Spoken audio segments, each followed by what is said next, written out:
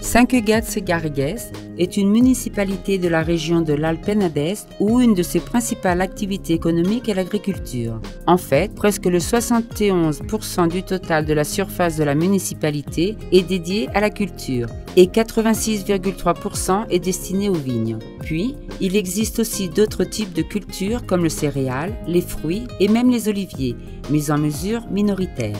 La culture des vignes de Sant-Cugat-Sesgarrigues est absolument pour la production de vin et champagne. Pour cela, la vendange est un des moments de plus d'activité entre ses habitants.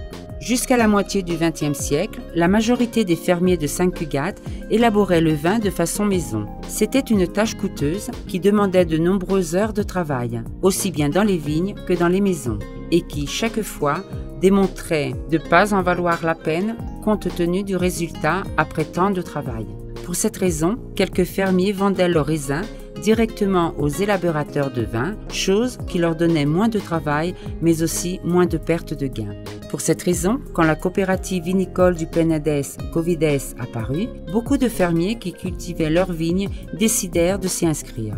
Cela leur facilitait le travail car cela donnait une sortie à la production. Ils ne devaient pas faire l'élaboration du vin à la maison avec de simples outils et ils devenaient participes de tout le procès dès l'élaboration à la commercialisation. Avec le temps, les fermiers qui travaillaient uniquement cette tâche ont diminué et actuellement ne supèrent pas une dizaine. Bien que, il faut remarquer que près d'une trentaine de familles de Sant-Cugat continuent de maintenir les cultures et bien que ce ne soit plus leur mode de vie, ils sont restés associés de la coopérative et ils y apportent le raisin qu'ils produisent, que ce soit une petite ou grande quantité.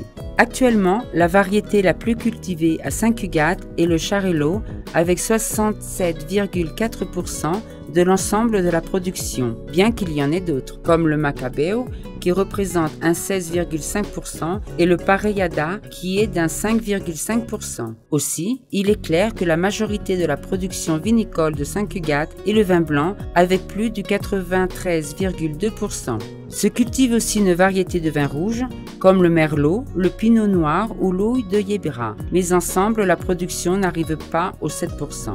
La saison de vendange commence à la fin du mois d'août et va jusqu'à la fin septembre. Autrefois, la vendange se faisait manuellement, bien qu'il soit plus fréquent de la faire de façon mécanisée car cela facilite la récolte du raisin lorsque celui-ci est à son point de maturité.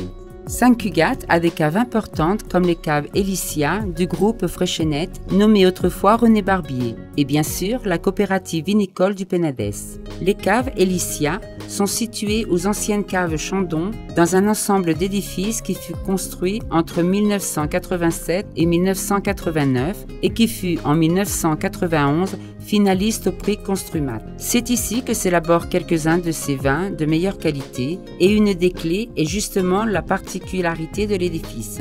Car pour le stockage du vin, les caves étaient enterrées et isolées avec un bassin artificiel ayant 1 mètre de profondeur situé sur le toit de l'édifice qui préserve la température et l'humidité de façon constante. L'élaboration du vin dans les deux entreprises est très semblable, car toutes les deux sont chefs de file dans la technologie qu'elles utilisent pour ce procès.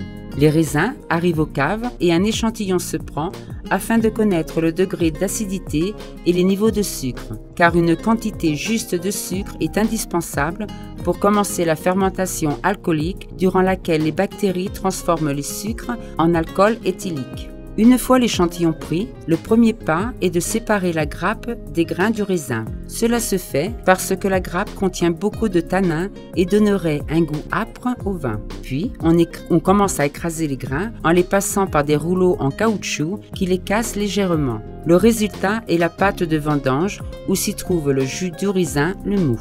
Pour terminer d'extraire tout le jus de raisin, on utilise une presse. Le raisin blanc se presse avant de la fermentation, de façon qu'en pressant, le mou se sépare du marc qui est la peau de la graine.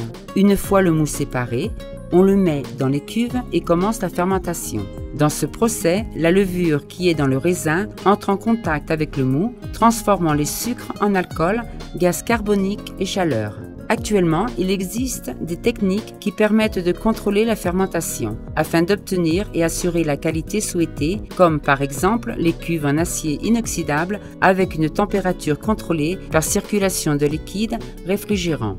Les vins résultant de tout ce long procès d'élaboration doivent être filtrés afin d'éliminer le dépôt produit lors de la fermentation. Suivant les caractéristiques du vin, ce dernier peut être consommé d'immédiat ou bien il peut être stocké pour qu'il puisse vieillir et améliorer ses qualités.